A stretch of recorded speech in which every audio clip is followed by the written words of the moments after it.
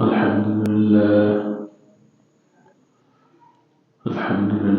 نحمده ونستعينه ونستغفره ونعوذ بالله من شرور أنفسنا ومن سيئات أعمالنا من يهد الله فلا مضل له ومن يضلل فلن تجد له وليا مرشدا ونشهد أن لا إله إلا الله ونشهد أن محمدا عبده ورسوله الذي أرسله بالحق بشيرا ونذيرا وداعيا إلى الله بإذنه وسراجا منيرا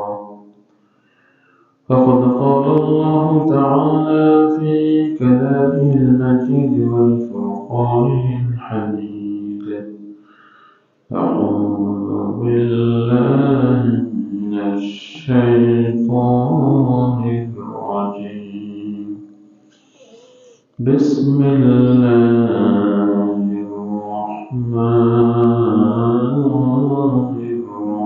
الرحيم سبحان الذي أسرى بعبده ليلا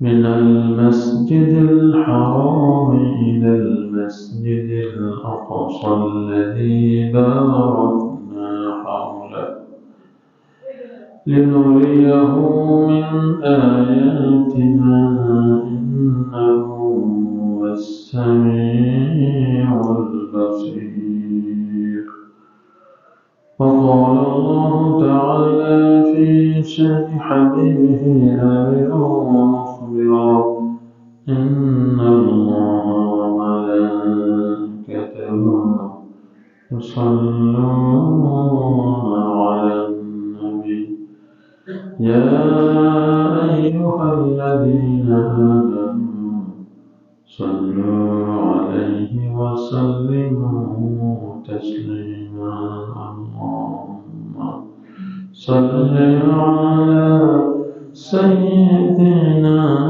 مولانا محمد وعلى آل سيدنا مولانا محمد وعلى بكماله كشف الدجى بجماله حسنت جميع خصاله صلوا عليه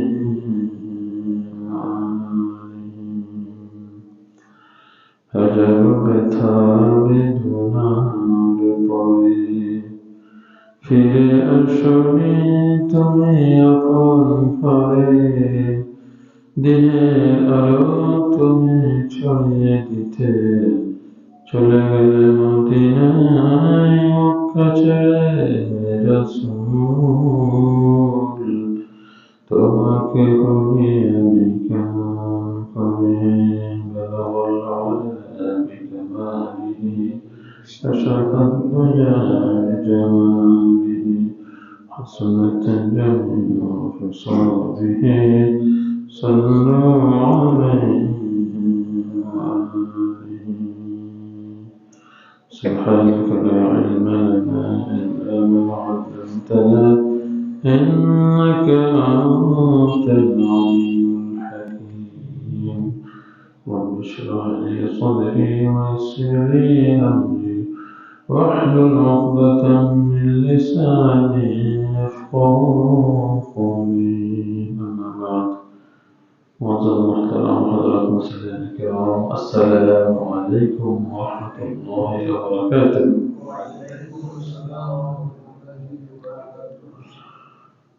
সর্বপ্রথম সংখ্যাগরিত শুকরিয়া আদায় করছি সেই মহান জাতে পাকের যিনি আমাদেরকে এই নতুন বাংলাদেশে পবিত্র জুমার দিনে তারই পবিত্র ঘর জান্নাতের টুকরো মসজিদে এসে দিনে কিছু আলোচনা করার এবং শোনার তৌফিক দান করেছেন। এজন্য আমরা সমস্ত কারণের শুকর আদায় করছি, আলহামদুলিল্লাহ।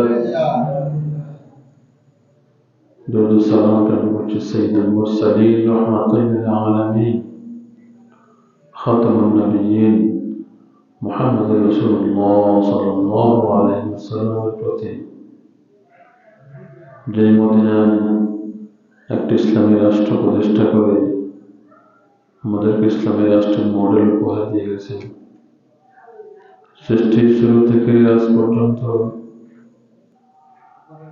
বিশ্বের বিভিন্ন প্রান্তে ফিলিস্তিন, ইরাক, বাংলাদেশ, কাশ্মীর, আফগানিস্তান, যে সমস্ত শহীদ ভাইরা আল্লাহর জমিনে আল্লাহর দ্বীন প্রতিষ্ঠার জন্য, ইসলাম প্রতিষ্ঠার জন্য নিজের বুকে তাদের রক্ত ঢেলে দিয়েছেন, তাদের শাহাদাতের সর্বোচ্চ মর্যাদা কামনা করছি। সম্মানিত হাজিরিন, আমাদের যে মাসে আমরা বর্তমানে অতিবাহিত করছি সেই মাসটি হচ্ছে রজব মাস। এই মাসে মুহাম্মদুর রাসূলুল্লাহ সাল্লাল্লাহু আলাইহি ওয়াসাল্লাম তার মেরাজ হয়েছিল 27 রজব। বাইতুল উম্মাহানি থেকে বাইতুল মুকাদ্দাস পর্যন্ত জমিনে এবং বাইতুল মুকাদ্দাস থেকে আরশ আজিম পর্যন্ত উর্দু ভ্রমণ হয়েছিল। আল্লাহ রাব্বুল আলামিন সেই ঘটনায় সূরা বনী ইসরাঈলের 1 নম্বর আয়াতে ইরশাদ করছেন, সুবহানাল্লাযী আসরা বি'আবদিহি লাইলাম মিনাল মাসজিদিল হারাম ইলাল মাসজিদিল আকসা। মহান সেই সত্তা যিনি রাত্রে ভ্রমণ করিয়েছেন বি'আবদিহি, তার নবীকে, তার বান্দাকে রাত্রির একটি অংশে মসজিদে হারাম থেকে বাইতুল মুকাদ্দাস পর্যন্ত, মসজিদে হারাম থেকে বাইতুল মুকাদ্দাস পর্যন্ত স্থলভাগে ভ্রমণ করেছেন মুহাম্মদুর রাসূলুল্লাহ সাল্লাল্লাহু আলাইহি ওয়াসাল্লাম। এই ভ্রমণের কি উদ্দেশ্য? আল্লাহ রাব্বুল আলামিন তার রাসূলকে যে উদ্যোগ ভ্রমণ করেছেন তার কাছাকাছি নিয়ে গেছেন, তাকে সম্মানিত করেছেন, অন্যান্য নবীদের সাথে সাক্ষাৎ করিয়েছেন। বাইতুল মুকাদ্দাসে সকল নবীরা তার পিছনে ইক্তেদা করে নামাজ পড়ছিলেন। এটা দ্বারাই বোঝা যাচ্ছে যে মুহাম্মদুর রাসূলুল্লাহ সাল্লাল্লাহু আলাইহি ওয়াসাল্লাম তিনি হচ্ছেন সাইয়্যিদুল মুরসালিন, সমস্ত নবীদের সর্দার, যিনি সেই রাত্রিতে বাইতুল মুকাদ্দাসে ইমামতি করেছিলেন। বাইতে উম্মাহানি রাসূল সাল্লাল্লাহু আলাইহি ওয়াসাল্লাম তিনি ঘুমন্ত ছিলেন। তখনই ঘরের চার উপরের দিকে খুলে গিয়ে জিবরাইল আলাইহিস সালাম রাসূলুল্লাহ সাল্লাল্লাহু আলাইহি ওয়াসাল্লামকে দাওয়াত দিলেন যে আল্লাহর রাসূল, আপনাকে আল্লাহ রাব্বুল আলামিনের সান্নিধ্যে যেতে হবে। রাসূলুল্লাহ সাল্লাল্লাহু আলাইহি ওয়াসাল্লাম তখন প্রস্তুতি গ্রহণ করলেন, ওযু করলেন।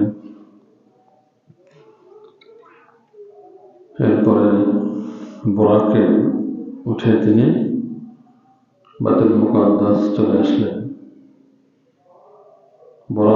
শব্দটি বাকুন থেকে, বাকুন অর্থ বিদ্যুৎ, বিদ্যুতের গতির মতো এই বাহনটি ছিল, এই জন্য এটিকে বুরাক বলা হয়।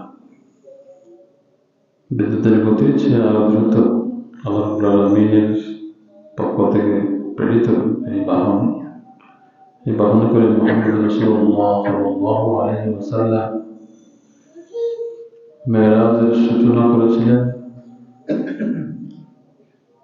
আল্লাহ রাব্বুল আলামিন এই আয়াতে বলছেন, সুবহানাল্লাযী আসরা বিআবদিহি। রাসূলুল্লাহ সাল্লাল্লাহু আলাইহি ওয়াসাল্লাম তিনি হচ্ছেন আব্দ অর্থ বান্দা। আব্দুল উবুদিয়ত থেকে আব্দ হচ্ছে, বান্দা হচ্ছে যে এটা হচ্ছে গোলাম, গোলামি করে, মনিবে গোলামি যে করে সে হচ্ছে আব্দ। এমনিভাবে এই আব্দ শব্দটি, আব্দ অর্থ বান্দা বা গোলাম, এই শব্দটি কোরআনুল কারীমে আরো বিভিন্ন আয়াতে আসছে। যেমন সূরা বাকারাতে আসছে, وَإِن كُنتُمْ فِي رَيْبٍ مِّمَّا نَزَّلْنَا عَلَىٰ عَبْدِنَا فَأْتُوا بِسُورَةٍ مِّن مِّثْلِهِ وَادْعُوا شُهَدَاءَكُم مِّن دُونِ اللَّهِ إِن كُنتُمْ صَادِقِينَ। وَإِن كُنتُمْ فِي رَيْبٍ, যদি তোমরা সন্দেহের মধ্যে থাকো, মিম্মা নাযালনা আলা আবদিনা, আমি আমার আব্দের উপরে, আমার বান্দার উপরে যা নাযিল করেছি এই বিষয়ে। এখানে আব্দ শব্দ বলা হয়েছে। তাহলে আল্লাহ রাব্বুল আলামিনের কাছে উবুদিয়ত এর যে সার্টিফিকেট, এটা হচ্ছে সবচেয়ে বড়। মুহাম্মদুর রাসূলুল্লাহ সাল্লাল্লাহু আলাইহি ওয়াসাল্লাম যার মর্যাদা সমগ্র সৃষ্টির মধ্যে সর্বোচ্চ, আল্লাহর পরে যার মর্যাদা, কিন্তু এর অর্থ এই নয় যে আল্লাহর সমান মর্যাদা, আল্লাহর মর্যাদা সবার উপরে। এরপরে মুহাম্মদুর রাসূলুল্লাহ সাল্লাল্লাহু আলাইহি ওয়াসাল্লামের মর্যাদা। তবু আল্লাহ রাব্বুল আলামিন তাকে আব্দ হিসেবে এখানে সম্বোধন করেছেন। সম্মানিত হাজির, তাহলে এই মেরাজটা কেন হয়েছিল? লিনুরিয়াহু মিন আয়াতিনা। আল্লাহ রাব্বুল আলামিন বলছেন যে নিদর্শনগুলি দেখানোর জন্য। আল্লাহ রাব্বুল আলামিন তার নিদর্শনগুলি সে আয়াতেই বলা হচ্ছে যে নিদর্শনগুলি দেখানোর জন্য। আল্লাহ রাব্বুল আলামিন যে সকল নিদর্শন রেখেছেন, জান্নাত জাহান্নাম, স্বচক্ষে মুহাম্মদ রাসূলুল্লাহ সাল্লাল্লাহু আলাইহি ওয়াসাল্লাম এগুলি দেখে এসেছেন। কোন অপরাধের জন্য কি শাস্তি হচ্ছে, সকল কিছু আল্লাহ রাব্বুল আলামিন তাকে দেখিয়েছেন, যাতে তিনি মেরাজ থেকে এসে তার সাহাবীদেরকে সতর্ক করতে পারেন। যেহেতু আল্লাহ রাব্বুল আলামিন বলেছেন যে হে রাসূল, আমি আপনাকে সতর্ককারী হিসেবে পাঠিয়েছি, আপনি আমার বান্দাদেরকে সতর্ক করবেন যে হে আল্লাহর বান্দারা, তোমরা এই কাজ করো না, করলে তোমাদের জন্য এই শাস্তি রয়েছে। আল্লাহ রাব্বুল আলামিন তোমাদের জন্য শাস্তি রেখেছেন। এই শাস্তি থেকে সতর্ক করার জন্য আল্লাহ রাব্বুল আলামিন তার রাসূলকে পাঠিয়েছেন। সম্মানিত হাজির, তাহলে রাসূলুল্লাহ সাল্লাল্লাহু আলাইহি ওয়াসাল্লামের যে ইসরা ও মেরাজ হয়েছিল, এটি সশরীরেই হয়েছিল। কেউ কেউ এখানে কোনো নাস্তিকরা তারা বলে থাকে যে এটা হচ্ছে স্পিরিচুয়াল, আধ্যাত্মিক বিষয়, মনস্তাত্ত্বিক বিষয়। মেরাজটা সশরীরে হয়নি, বরং এটা হচ্ছে মনে মনে। নাউযুবিল্লাহ মিন যালিক। অথচ আল্লাহ রাব্বুল আলামিন কালামে পাকে সরাসরি অন্য আয়াতে বলছেন ثم دنا فتدلى فكان قاب قوسين أو أدنى মেরাজের রাত্রিতে মুহাম্মদ রাসূলুল্লাহ সাল্লাল্লাহু আলাইহি ওয়াসাল্লাম আল্লাহ রাব্বুল আলামিনের এত নিকটবর্তী হয়েছিলেন, তীর এবং ধনুকের মতো এত কাছাকাছি হয়েছিলেন, কিন্তু আল্লাহ রাব্বুল আলামিনকে দেখেছেন এটা সরাসরি নেই। যেহেতু আল্লাহ রাব্বুল আলামিন অন্য আয়াতে সেটা বলছেন যে লা তুদরিকুহুল আবসার ওয়া হুয়া ইউদরিকুল আবসার ওয়া হুয়াল লাতীফুল খবীর। আল্লাহ রাব্বুল আলামিন হচ্ছেন এমন সত্তা যাকে কোনো দৃষ্টিশক্তি তাকে কভার করতে পারে না। দুনিয়ার এই চক্ষু দিয়ে, চর্মচক্ষু দিয়ে আল্লাহ রাব্বুল আলামিনকে দেখা যায় না। শুধু পরকালে আল্লাহ রাব্বুল আলামিন তাদের দিদারে ইলাহি হাসিল করার জন্য মুমিনদেরকে সেটা দান করবেন। মুমিনরা আল্লাহ রাব্বুল আলামিনের সে নূরের তাজাল্লি তা দেখতে পাবে। সম্মানিত হাজিরিন, আল্লাহ রাব্বুল আলামিন তার রাসূলকে যে মেরাজ, ইসরা এবং মেরাজ ঘটিয়েছেন এটা অস্বীকার করেছিল আবু জেহেল। আবু জেহেল এটা অস্বীকার করেছিল যে এটা একটা অলৌকিক বিষয় এবং আশ্চর্যজনক বিষয়, যেটা স্বাভাবিকভাবে ঘটে না। যখন মুহাম্মদ রাসূলুল্লাহ সাল্লাল্লাহু আলাইহি ওয়াসাল্লাম ফজরের নামাজ পড়ে সাহাবাদের দিকে ফিরে যখন বসলেন, এরপর আবু জেহেল আসলো, এসে বলল, হে মুহাম্মদ সাল্লাল্লাহু আলাইহি ওয়াসাল্লাম, প্রতিদিনই তো আপনি নতুন নতুন কথা বলেন, আজকে কি নতুন কথা আছে? তখন মুহাম্মদ রাসূলুল্লাহ সাল্লাল্লাহু আলাইহি ওয়াসাল্লাম ইরশাদ করলেন যে আজকে তোমাদেরকে অনেকটি আশ্চর্যজনক কথা শোনাবো, যেটা হচ্ছে অলৌকিক, যেটা তোমরা শোনো নাই। সেটি হচ্ছে আমার মেরাজ সংঘটিত হয়েছে। এই রাত্রিতে আমি আল্লাহ রাব্বুল আলামিনের সান্নিধ্য থেকে এসেছি এবং লওহে মাহফুজ, সিদরাতুল মুনতাহা, জান্নাত জাহান্নাম সবকিছু আমি সফর করে এসেছি। তখন আবু জেহেল বলতে লাগলো যে এতদিন তো তোমাকে একদম সাধারণ পাগল মনে করছি, আজকে তুমি অনেক অসাধারণ, অস্বাভাবিক অনেক কথা বলছো, তুমি একটা বদ্ধ পাগল। নাউযুবিল্লাহি মিন যালিক। তখন আবু জেহেল চিন্তা করলো এটাই হচ্ছে সুবর্ণ সুযোগ, গোল্ডেন অপরচুনিটি, মুহাম্মদ রাসূলুল্লাহ সাল্লাল্লাহু আলাইহি ওয়াসাল্লামকে মানুষের সামনে অপদস্থ করার জন্য, তার বদনাম এগুলি মানুষের কাছে বলে তার দুর্নাম করার জন্য এটাই সুযোগ। তখন আবু জেহেল চিন্তা করল যে এটা তার সবচেয়ে ঘনিষ্ঠ বন্ধু যিনি আবু বকর, তাকে গিয়ে বলি, তাহলে ঘনিষ্ঠ জনেরা যখন মুখ ফিরিয়ে নেবে তখন আস্তে আস্তে অন্যরাও। তখন প্ল্যান অনুযায়ী আবু জাহেল কি করলো, হযরত আবু বকর সিদ্দিক রাদিয়াল্লাহু তাআলা আনহুকে গিয়ে বলল যে আবু বকর, তুমি কি শুনতে পেয়েছ তোমার বন্ধু কি বলেছে?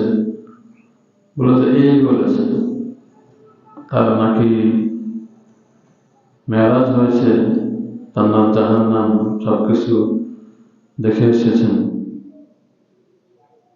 তখন আবু বকর রাদিয়াল্লাহু তাআলা আনহু আবু জেহেলকে আবার জিজ্ঞাসা করলো, হে আবু জেহেল, তুমি যা বলছো মুহাম্মদ রাসূলুল্লাহ সাল্লাল্লাহু আলাইহি ওয়াসাল্লাম কি হুবহু সেটি বলেছেন? তখন আবু জেহেল বলল, হ্যাঁ ঠিক, আমি যা বলছি তাই বলেছে। তখন আবু বকর রাদিয়াল্লাহু তাআলা আনহু ঘোষণা করলেন, যদি তুমি যা বলেছো তা যদি মুহাম্মদ রাসূলুল্লাহ সাল্লাল্লাহু আলাইহি ওয়াসাল্লাম বলে থাকেন, তাহলে তুমি জেনে রাখো হে আবু জেহেল, মুহাম্মদ রাসূলুল্লাহ সাল্লাল্লাহু আলাইহি ওয়াসাল্লাম সত্য বলেছেন, তার মেরাজ হয়েছে। তখন আবু বকর রাদিয়াল্লাহু তাআলা আনহু রাসূলের দরবারে আসলেন। এসে যখন এই মেরাজের ঘটনার সত্যতা তিনি যখন স্বীকৃতি দিলেন, তখন মুহাম্মদ রাসূলুল্লাহ সাল্লাল্লাহু আলাইহি ওয়াসাল্লাম তাকে সিদ্দিক উপাধি দিলেন যে, হে আবু বকর, তুমি হচ্ছে শুধু আবু বকর না, তুমি আবু বকর সিদ্দিক রাদিয়াল্লাহু তাআলা আনহু। তাহলে সম্মানিত হাজিরিন, আমরা এই ঘটনাটি থেকে উপলব্ধি করতে পারি যে মুহাম্মদ রাসূলুল্লাহ সাল্লাল্লাহু আলাইহি ওয়াসাল্লাম আল্লাহর জমিনে আল্লাহর দ্বীন প্রতিষ্ঠার জন্য তিনি যখনই চেষ্টা করেছেন, প্রচেষ্টা চালিয়েছেন, তখনই কিন্তু তাগুতি শক্তি বসে থাকে নাই। তথ্য সন্ত্রাস থেকে শুরু করে সব ধরনের ষড়যন্ত্রে তারা করেছিল আল্লাহর দ্বীনকে এই জমিন থেকে উৎখাত করে দেওয়ার জন্য। তারা কি পেরেছে? পারে নাই। তারা পারবেও না। কেন পারবে না? আল্লাহ আমিন যেহেতু ঘোষণা করেছেন, ওয়াল্লাযী আরসালা রাসূলাহু বিল হুদা ওয়া দীনিল হক লিইয়ুযহিরাহু আলাদ দীনি কুল্লিহি ওয়ালাউ কারিহাল মুশরিকুন يريدون ليطفئوا نور الله بأفواههم والله متم نوره ولو كره الكافرون। তারা যাচ্ছে আল্লাহর হেদায়েতের আলোকে তারা তাদের মুখের ফুৎকারে, মুখের ফু দিয়ে তারা নিভে দিতে যাচ্ছে। অথচ এই যে হেদায়েতের আলো, এই আলো যিনি প্রজ্বলিত করেছেন তিনি কে? আল্লাহ। আল্লাহ রাব্বুল আলামিন হেদায়েতের আলোকে যিনি জ্বালিয়েছেন, সেই হেদায়েতের আলোকে দুনিয়ার কোনো শক্তি, কোনো তাগুতি শক্তি সেটাকে নিভিয়ে দেওয়ার মতো ক্ষমতা তাদের নেই।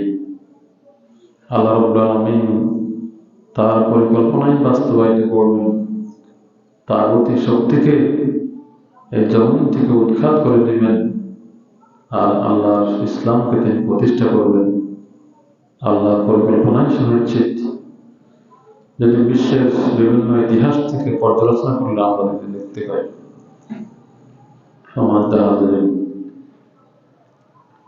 তাহলে আমি বলছিলাম যে এই স্বল্প সময়ে কিভাবে মুহাম্মদ রাসূলুল্লাহ সাল্লাল্লাহু আলাইহি ওয়াসাল্লাম এই ইসরা এবং মেরাজ অনেকগুলি কাজ করে তিনি যখন এসেছেন, তিনি দেখতেছেন যে তার উজুর ফানি এখনো গড়িয়ে যাচ্ছে। যে দরজা থেকে তিনি বের হয়েছেন সে দরজার কড়া এখনো নড়তেছে। তাহলে এটা কিভাবে সম্ভব? এটা বোঝার জন্য আমরা একটি জিনিস আমরা যদি চিন্তা করি যে দুনিয়াতে যখন কোনো গুরুত্বপূর্ণ কোনো রাষ্ট্রীয় মেহমান যখন আসে, তখন যান চলাচল, সমস্ত ট্রাফিক ওই রুটে সকল ট্রাফিক বন্ধ করে দেওয়া সরকারিভাবে। কি জন্য? ওই মেহমানের সম্মানার্থে, যাতে অনেক স্বল্প সময় বিমানবন্দর থেকে সরাসরি তার গন্তব্যস্থলে বা রেস্ট হাউসে তিনি যেতে পারেন। তাহলে দুনিয়ার এই পৃথিবীর ক্ষমতাধর যারা, তাদের জন্য যদি এই আয়োজন হয়ে থাকে, তাহলে যিনি এই দুনিয়া এবং দুনিয়াতে যা রয়েছে সব কিছু সৃষ্টি করেছেন এবং তারই সর্বশ্রেষ্ঠ মেহমান হিসেবে মুহাম্মদ রাসূলুল্লাহ সাল্লাল্লাহু আলাইহি ওয়াসাল্লাম যাবেন তার সান্নিধ্যে, তখন আল্লাহ রাব্বুল আলামিন যে সময়ের যে গতি, আঙ্গিক গতি, বার্ষিক গতি, এই দুনিয়ার যে সকল অ্যাক্টিভিটিস, তৎপরতা, সব কিছু তিনি কিছু সময়ের জন্য স্টপ করে দিতে তিনি একেবারেই সক্ষম।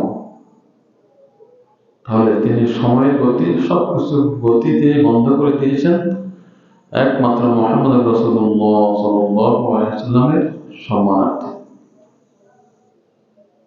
অথচ নাস্তিকেরা এই বিষয়টাকে তারা বুঝতে চায় না।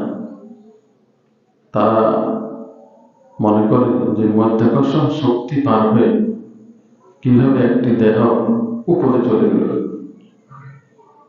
যেহেতু আমরা দেখতে পাই যে বিভিন্ন গাছ থেকে যদি একটা ফল ছেড়ে দেওয়া হয় সেটা নিচের দিকে চলে যায়। ডাব, নারিকেল, আপেল, কুল যা বলে সবগুলো নিচের দিকে যায়, কোনো কিছু উপরের দিকে যায় না। তাহলে কিভাবে মুহাম্মদ রাসূলুল্লাহ সাল্লাল্লাহু আলাইহি ওয়াসাল্লাম উপরের দিকে ঊর্ধ্বগমন হলো এবং সেখান থেকে স্বল্প সময় তিনি চলে আসলেন?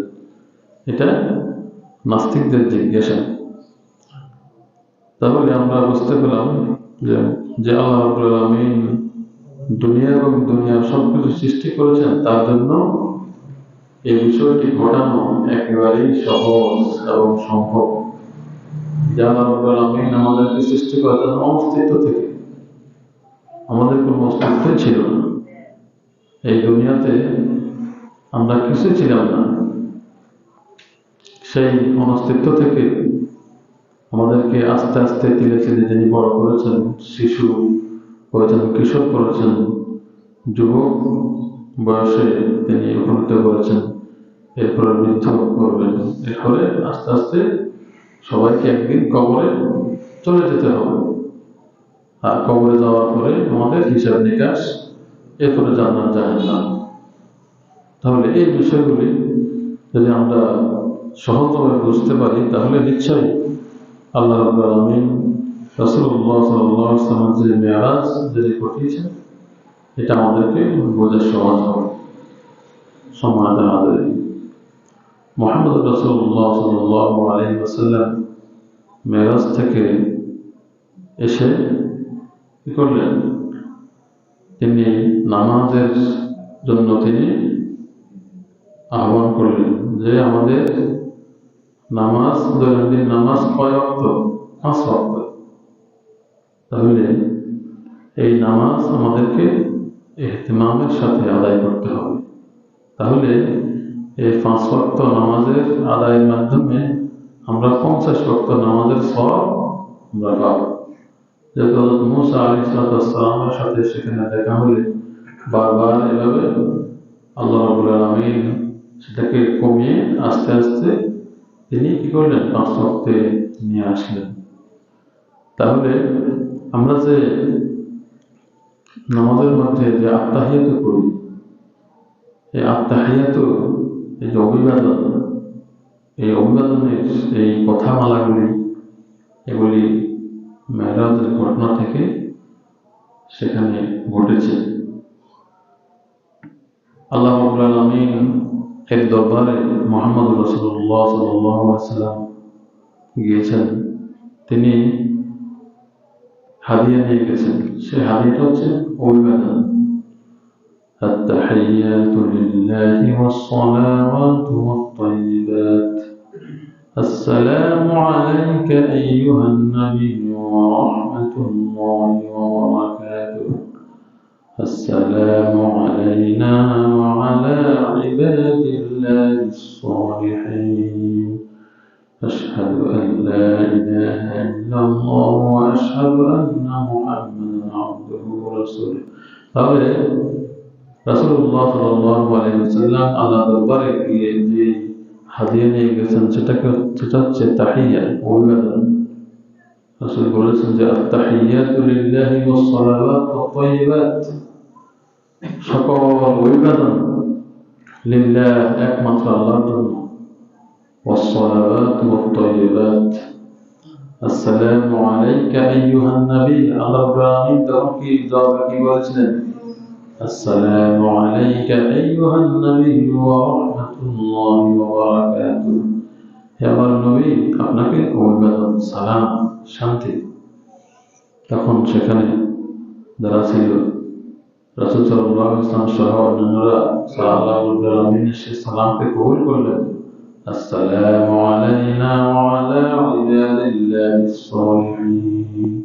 এবং যত ইবাদে সালিহিন নেক বান্দা যারা রয়েছে তাদের উপর সেই সালাম। কিন্তু যারা বদ, যারা নেক কাজ করে না, সবসময় পাপ কাজে লিপ্ত, তাদের জন্য কিন্তু এই সালামটা নাই। আপনি আত্মাহিতের দিকে খেয়াল করেন, রাসূল কি বলছেন? আসসালামু আলাইনা ওয়া আলা ইবাদিল্লাহিস সালিহিন। আসসালামু আলাইনা আমাদের উপরে এবং আল্লাহর যত নেক বান্দা রয়েছে সবার উপরে এই সালাম, এই শান্তি। আশহাদু আল্লা ইলাহা ইল্লাল্লাহ ওয়া আশহাদু আন্না মুহাম্মাদান আবদুহু ওয়া রাসূলুহু। তখন সেখানে যত ফেরেশতা আল্লাহর সৃষ্টি ছিল সবাই বলেছিল যে আশহাদু আল্লা ইলাহা ইল্লাল্লাহ, আমরা সাক্ষী দিচ্ছি যে আশহাদু আল্লা ইলাহা ইল্লাল্লাহ, আল্লাহ ছাড়া কোনো ইলাহ নেই, মাবুদ নেই। ওয়া আশহাদু আন্না মুহাম্মাদান আবদুহু ওয়া রাসূলুহু, এবং মুহাম্মদ রাসূলুল্লাহ সাল্লাল্লাহু আলাইহি ওয়াসাল্লাম আল্লাহর বান্দা এবং রাসূল। তাহলে আমি শুরুতে যে বিষয়টা আপনাকে ইঙ্গিত করেছি যে মর্যাদার দিক থেকে আল্লাহ রাব্বুল আলামিন হচ্ছেন সবার উপরে। আল্লাহ রাব্বুল আলামিনের সার্বভৌমত্ব সবার উপরে, সবার উপরে আল্লাহর আইন, আল্লাহর আদেশ। আমরা যে মসজিদে আসি, নামাজ পড়ি, এগুলি আল্লাহর আইনকে আমরা ফলো করছি, আল্লাহর আইন, আল্লাহর ইবাদত আমরা করছি, আল্লাহর আদেশ মানছি।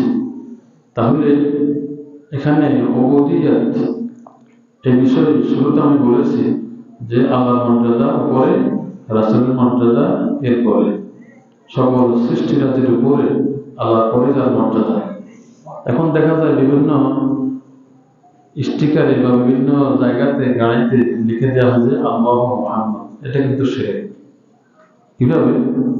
যদি আমি আল্লাহ মুহাম্মদ এটাকে জুমলে ইসমিয়া ধরি, যে মুবতাদা এবং খবর, আল্লাহ হচ্ছেন মুহাম্মদ, নাউযুবিল্লাহ মিন যালিক। যদি এই নিয়তে কুচক্রী ষড়যন্ত্র যারা করে ইসলামের বিরুদ্ধে, যদি তারা এভাবে বাক্যটাকে সেট আপ করে, তাহলে এটা হবে শিরক। যেহেতু আল্লাহ এবং মুহাম্মদ সমান নয়, আল্লাহর মর্যাদা সবার উপরে, এরপরে রাসূলের মর্যাদা নেই। সুতরাং আল্লাহ যিনি, তিনি মুহাম্মদ, এটা কিন্তু ঠিক না, এটা হচ্ছে শিরক। আমরা লা ইলাহা ইল্লাল্লাহ মুহাম্মাদুর রাসূলুল্লাহ, আল্লাহ ছাড়া কোনো ইলাহ নেই, কালিমার মধ্যে আল্লাহর নাম এবং রাসূলুল্লাহ সাল্লাল্লাহু আলাইহি ওয়াসাল্লামের নাম দুইটা আছে। কিন্তু এই দুইটাকে সেপারেট করে আল্লাহ মুহাম্মদ এটা বলা যাবে না। তখন আল্লাহর শানে, আল্লাহর শানটা, আল্লাহ যে জন্য এই কালিমাটা দিয়েছেন, সেই কালিমার যে সার্থকতা যেটা, সেটা হাসিল হয় না, সেখানে শিরক হয় না। এজন্য আমরা এই বিষয়টা, ওইগুলাকে লক্ষ্য রাখবো যে ইসলামের বিরুদ্ধে যারা ষড়যন্ত্র করে, তারা এমনভাবে করে যাতে মুসলিমরা বুঝতে না পারে। আমি এই বিষয়টা আরো আগে আলোচনা, আর গত জুমাতে, এর আগের জুমা আলোচনা করেছিলাম যে ইসলাম বিরোধী শক্তির উদ্দেশ্য হচ্ছে মুসলিমদের সংখ্যা কমিয়ে ফেলা। তারা কোনো দেশে, এক দেশে এক সিস্টেমে তারা এই কাজটা করে, সব দেশে কিন্তু এক সিস্টেম তারা অ্যাপ্লাই করে না। এই জন্য আমাদেরকে অত্যন্ত সতর্কতার সাথে তাদের ষড়যন্ত্রগুলি বুঝতে হবে এবং সে অনুযায়ী বাস্তব পদক্ষেপ নিতে হবে। তাদের কোনো ষড়যন্ত্রের সাথে, তাদের ফাঁদানো ফাঁদে আমাদেরকে ফা দেওয়া যাবে না। তাহলে আমরা সতর্কতার সাথেই আমরা তাদের সাথে ডিলিংস করে করতে হবে। আল্লাহ রাব্বুল আলামিন আমাদেরকে আজকে ইসরা এবং মেরাজের উপরে যে আলোচনা হয়েছে, এই আলোচনা থেকে আমাদেরকে কিছু পাথেয় অর্জন করে সে অনুযায়ী আমাদের বাস্তব জীবনে সেটা প্রতিফলন ঘটানোর জন্য আল্লাহ আমাদেরকে তৌফিক দান করুন। আমিন। আসসালামু আলাইকুম ওয়া রাহমাতুল্লাহি ওয়া বারাকাতুহু।